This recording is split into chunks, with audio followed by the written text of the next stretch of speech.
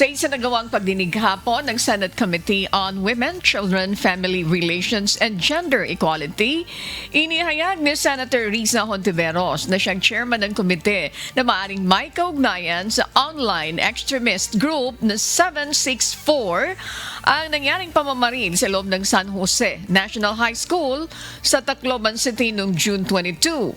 Ang nasabing grupo ay nanghihikayat umano ng mga kabataan para gumawa ng karahasan at pornography. Pinaniniwalaan din na bahagi ito ng Hellenistic Violent Extremism o NVE network.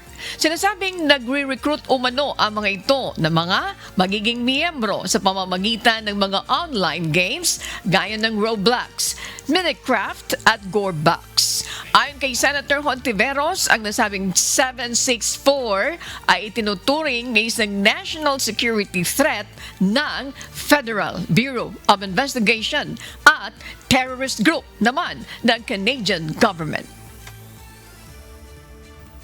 Ang modus ng grupong ito, maghanap ng mga vulnerableng minors online at hikayatin na gumawa ng kahindik-hindik na bagay.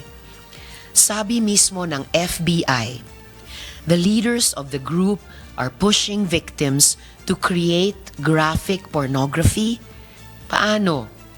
Kinakaibigan muna. Binibigyan ng sense of belonging. Pinaparamdam na may lugar sila at saka unti-unting hinihikayat sa mas madilim at mas mapanganib na gawain.